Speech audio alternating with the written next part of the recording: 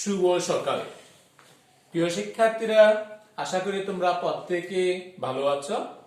Lakers public school and college কর্তৃক আয়োজিত online ক্লাসে আমি শামীম আহমেদ তোমাদের সকলকে স্বাগতম জানাচ্ছি।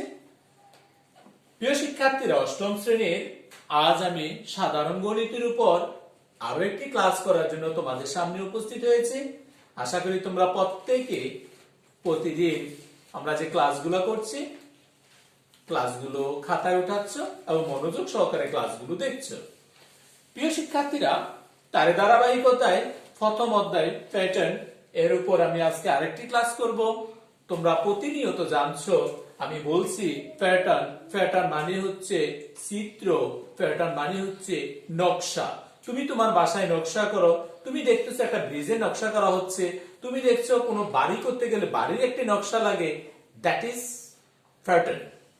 প্রিয় শিক্ষার্থীরা, ওই প্যাটার্নের আজ আমি আরেকটি টপিকস নিয়ে আলোচনা করছি, সেটা হলো কোন সংখ্যাকে দুটি বর্গের সমষ্টি রূপে কিভাবে প্রকাশ করা যায়। একটি সংখ্যা এটাকে দুটি বর্গের সমষ্টি রূপে কিভাবে আমরা প্রকাশ করব সেই নিয়ে আজকে ক্লাস। প্রত্যেকে মনোযোগ সহকারে ক্লাসটি করবে এবং খাতায় উঠাবে।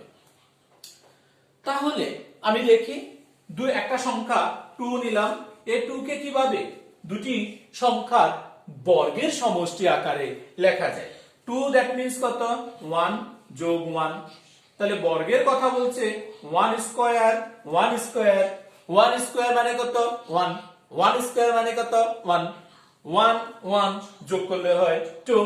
আশা করি তোমরা প্রত্যেকে বুঝতে পেরেছো। তারপরে 5 কে আমরা কি লিখবো? 1 যোগ 4 1 যোগ 4। তাহলে 1 দ্যাট মিন্স কত? 1 স্কয়ার, কারণ 1 এর বর্গ 1, যোগ 4 কে কি লেখা যায়? 2 স্কয়ার। তার মানে 5 একটি সংখ্যা যে সংখ্যাকে দুটি বর্গের সমষ্টি আকারে প্রকাশ করা যায়। প্রিয় শিক্ষার্থীরা, এবার তুমি যদি দেখো আরেকটি সংখ্যা 8 কে কি লিখবা তুমি? 4 যোগ 4 4 মানে কি? 2 স্কয়ার, যোগ বাকি 4 মানে কি? 2 স্কয়ার। তাহলে 8 একটা সংখ্যা, এই সংখ্যাকে এই যে দুটি বর্গের সমষ্টি আকারে আমি এখানে প্রকাশ করলাম। একই রকম ভাবে তোমরা আরো পাবা 10 কে তুমি কি লিখতে পারবা? 1 যোগ 9। 1 কে কি লেখা যায়? 1 স্কয়ার, যোগ 9 কে কি লিখবা? 3 স্কয়ার। তার মানে 9 একটি সংখ্যা, 10 একটি সংখ্যা যে সংখ্যাকে দুটি বর্গের সমষ্টি আকারে আমি প্রকাশ করলাম। প্রিয় শিক্ষার্থীরা, এভাবে কোন একটি সংখ্যাকে দুটি বর্গের সমষ্টি আকারে প্রকাশ করা যায়। এভাবে আমরা যে কোনো একটা সংখ্যাকে দুটি সংখ্যার বর্গের সমষ্টি আকারে প্রকাশ করতে পারি। প্রিয় শিক্ষার্থীরা, তোমাদের জানার জন্য আরেকটি নোট তোমরা লিখতে পারো। 1 থেকে 100 পর্যন্ত 34টি সংখ্যাকে বর্গের সমষ্টি আকারে প্রকাশ করা যায়। তাহলে তোমার জন্য আরেকটি নৈর্গত্যিকের উত্তর হয়ে গেল, 1 থেকে 100 পর্যন্ত কয়টি সংখ্যাকে দুটি বর্গের সমষ্টি রূপে প্রকাশ করা যায়?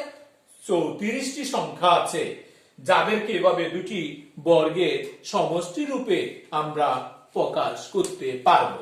প্রিয় শিক্ষার্থীরা, এবার তোমাদের জন্য আমি কিছু কাজ দিচ্ছি, দেখি তোমরা এই বিষয়গুলা আমার সাথে বলবা, আমরা এখানেই করব।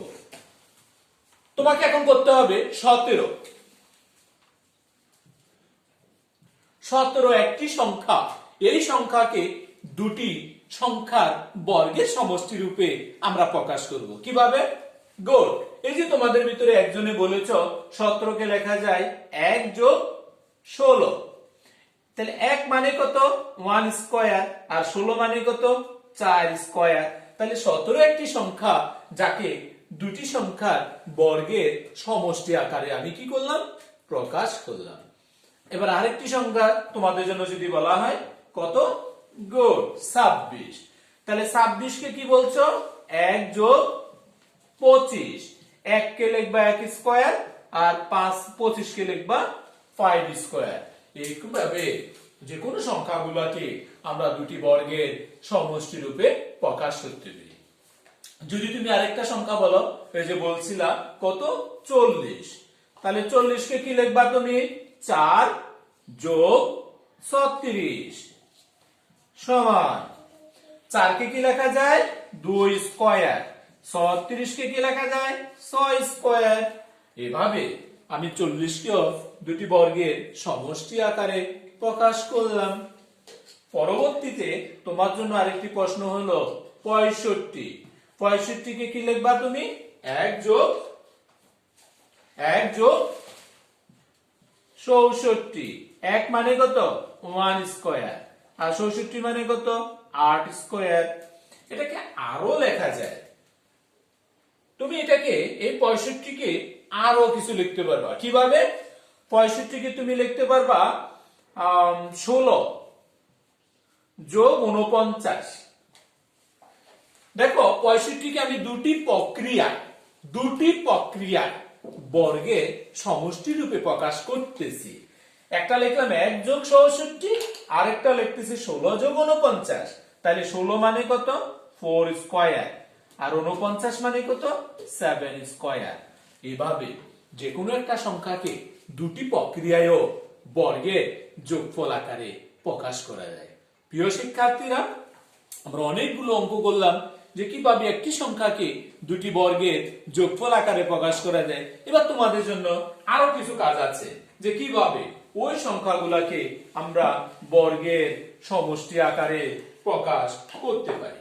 প্রথম প্রশ্ন 130।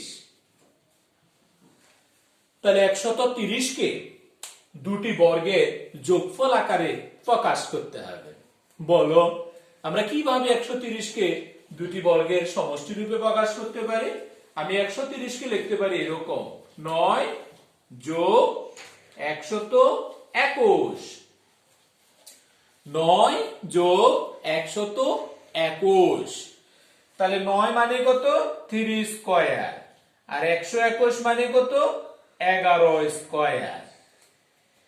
তোমাকে যদি বলা হয় আরো একটি প্রক্রিয়ায় আমাকে করে দেখাও, তাহলে দেখো তো তুমি আমার সাথে সাথে যে 49 আর 81 যোগ করো তো কত হয়, 9 আর 1 10 শূন্য, হাতে 1, 8 4 8 4 12 আর 1 কত 13, 130। তাহলে 130 কে আরো একটি প্রক্রিয়ায় লেখা যায়, সেটা হলো 49 যোগ 81। 49 মানে 7 স্কয়ার আর 81 মানে 9 স্কয়ার। তাহলে এখন তোমরা দুটা জিনিস শিখলাম, কোন একটা সংখ্যাকে দুটি সংখ্যার বর্গের যোগফল আকারে প্রকাশ। আরো একটা জিনিস শিখলাম, একটি সংখ্যাকে দুটি প্রক্রিয়ায় দুটি বর্গের যোগফল আকারে প্রকাশ। এখানে দেখালাম 130 কে এত আকারে, অর্থাৎ এটা হচ্ছে একটি সংখ্যাকে দুটি মাধ্যমে বা দুটি প্রক্রিয়ায় বর্গের যোগফল আকারে প্রকাশ করা হলো। এইভাবে যে কোনো সংখ্যা হতে পারে, দুটি প্রক্রিয়ায় আসতে পারে, তিনটি প্রক্রিয়ায় আসতে পারে, তাহলে সেটা আমাদেরকে করতে হবে। আরো একটি যদি আমি তোমাদের সাপেক্ষে আলোচনা করতে চাই, সেটা হলো এরকম 325। এটা কিও দুটি সংখ্যার বর্গের যোগফল আকারে প্রকাশ করতে হবে। একটি প্রক্রিয়ায় হতে পারে, তিনটি মাধ্যমে হতে পারে, দুটি মাধ্যমে হতে পারে। আমরা যেই কটি মাধ্যমে এটাকে বর্গের যোগফল আকারে প্রকাশ করতে পারি আমরা উপস্থাপন করতেছি, প্রত্যেকে একটু মনোযোগ সহকারে দেখবে।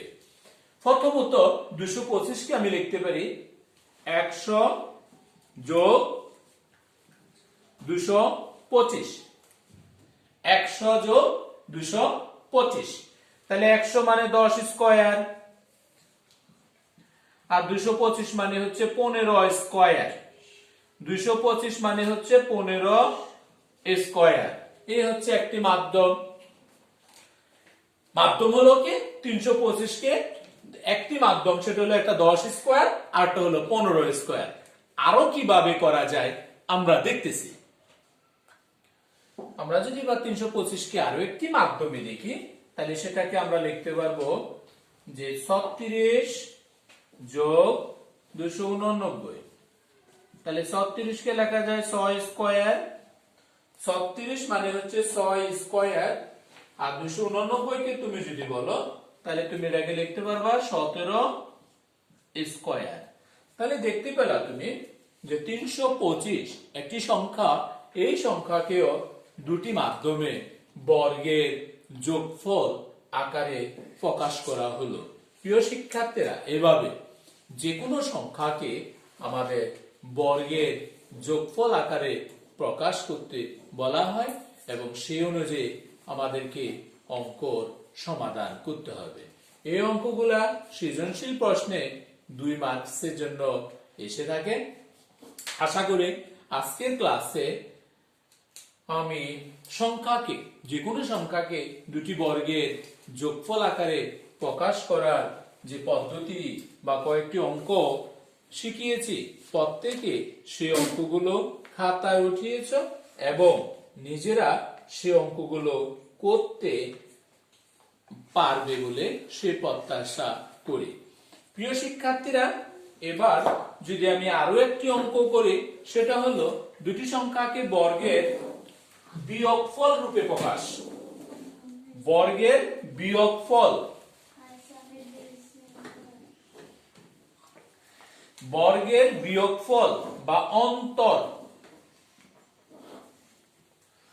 কোন সংখ্যাকে দুটি বর্গের অন্তর রূপে প্রকাশ করো, তাহলে সেই ক্ষেত্রে আমরা কিভাবে বর্গের অন্তর রূপে প্রকাশ করতে পারি, যদি দুই একটি অঙ্ক আমরা শিখি বা শিখতে চাই, তাহলে আমরা দেখি।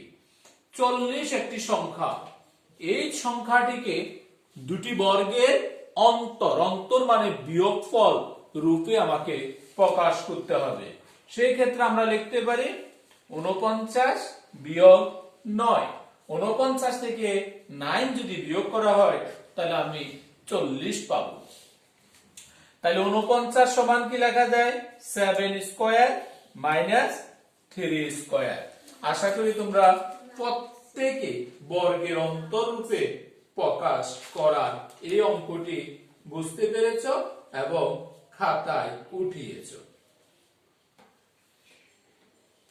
এবার যদি আমাকে আরো একটি সংখ্যা বলা হয় এরকম ভাবে যে ওই সংখ্যাটিকেও দুটি বর্গের অন্তর রূপে প্রকাশ করো, তাহলে আশা করি তোমরা প্রত্যেকে পারার কথা। সেটা কি? আমি একটা সংখ্যা দেই তোমাদেরকে, দেখি তোমরা প্রত্যেকে ওই সংখ্যাটি আমাকে করে দিবা যে কিভাবে এই সংখ্যাটিকে দুটি বর্গের অন্তর রূপে প্রকাশ করা হয়। আমি অঙ্ক দিলাম 12। এই 12কে দুটি বর্গের অন্তর রূপে প্রকাশ করে দিতে হবে। তাহলে 12কে আমি কি লিখতে পারি? আমরা 16 মাইনাস 4। তাহলে 16 মানে কত লেখা যায়? 16 মানে লিখতে পারবা তুমি 4 স্কয়ার মাইনাস 4 মানে লিখবা তুমি কত? 2 স্কয়ার। এইভাবে কোন সংখ্যাকে দুটি বর্গের অন্তর রূপে আমরা প্রকাশ করতে পারি। প্রিয় শিক্ষার্থীরা, যেরকম অঙ্ক বলা হোক আশা করি তোমরা এখন পারবা।